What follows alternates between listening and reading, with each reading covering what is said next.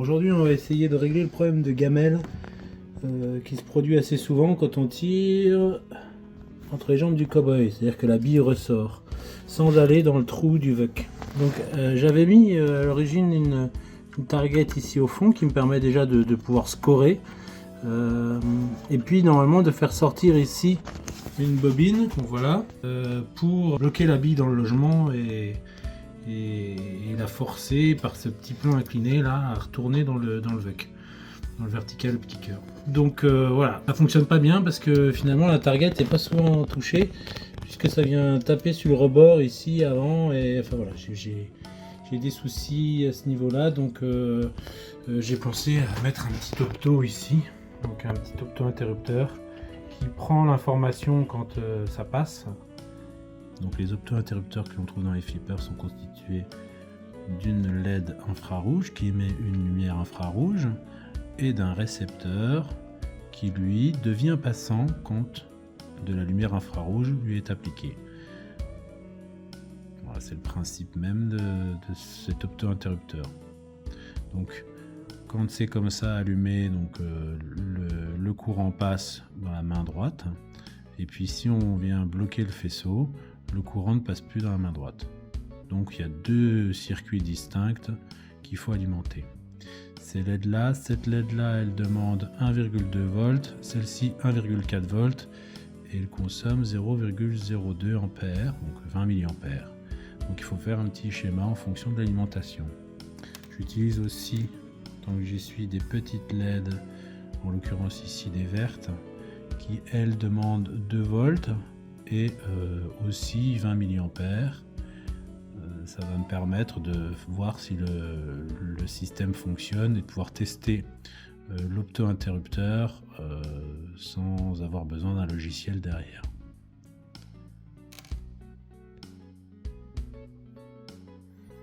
Là en l'occurrence, moi je suis alimenté en 12 volts auquel on va enlever donc la tension de chute des deux LED, donc moins 1,2 volts pour la LED infrarouge et 2 volts pour la LED, donc ici pour l'infrarouge et ici pour la LED verte, ce qui nous donne 12 moins 1,2 moins 2 est égal à 8,8 volts. Et donc les deux prennent 0,02 ampères. Donc on fait, puisque U égale RI, donc on cherche la résistance, R égale U sur I, ce qui donne 8,8 divisé par 0,02 volts, 0,2 ampères, ce qui nous donne 440 ohms. Et pour l'autre, là on remplace 1,2 par 1,4, ce qui nous fait 8,6 sur 0,02, 430 ohms.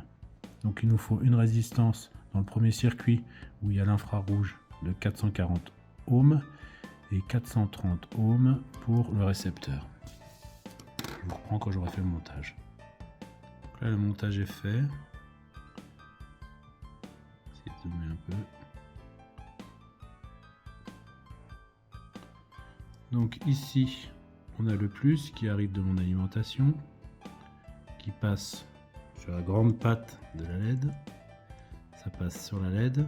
Ici on a notre résistance, grande patte de la LED infrarouge ici, et puis après ici ça c'est le moins, et ça retourne là-bas, ça fait un premier circuit. Le deuxième circuit est là, ça arrive, ça passe par l'intermédiaire de la LED, résistance, et ça ressort avec le récepteur. On va allumer et on va voir ce que ça dit. Donc les lumières s'allument. Donc on a bien du courant qui s'allume ici. On peut voir ici, je pense que l'infrarouge est allumé, parce que pour vérifier si une lampe infrarouge s'allume, on peut le voir avec... Ouais, on la voit là, violette là. On peut le voir par l'intermédiaire d'un objectif. On ne voit pas l'œil nu, mais avec un objectif on peut. Et puis donc là, donc on a le courant qui passe, la lumière qui circule et ça allume notre ampoule. Si on vient mettre quelque chose entre, voilà, ça coupe le courant dans cette zone là. Donc c'est ici qu'il va y avoir le récepteur, hein. Donc finalement l'interrupteur, le switch est là, et ici c'est juste une pièce d'alimentation. Voilà, ça fonctionne. Voici un montage pour Opto. Donc, dans le cas où on est en 12 volts.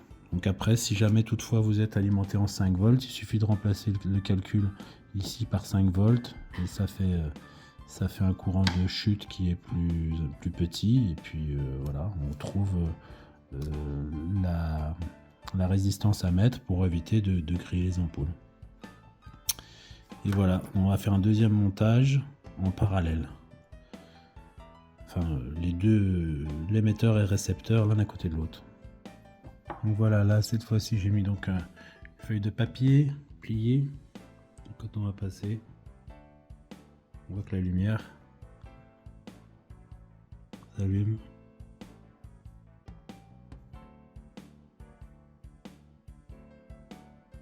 Donc ça fonctionne bien. Il faut que les deux, l'émetteur et le récepteur, soient bien légèrement orientés. Je pense avec un point de focale à peu près au niveau de là où la bille va passer.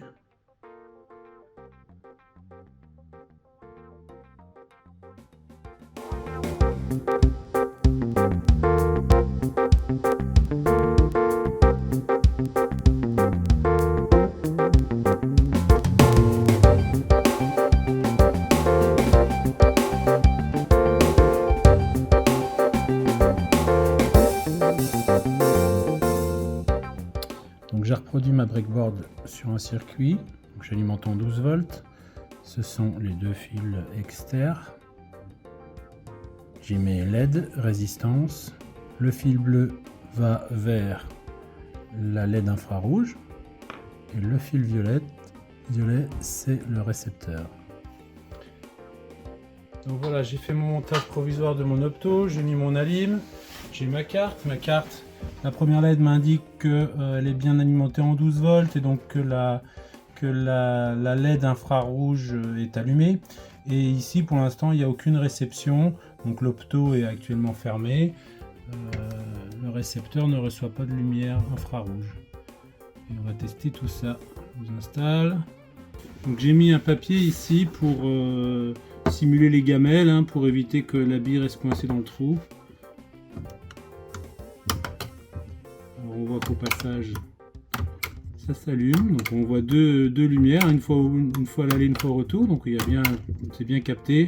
Je vais essayer de faire des coups un peu en biais.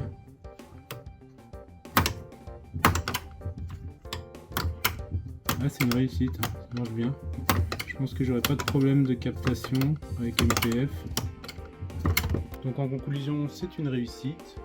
L'Opto fonctionne bien.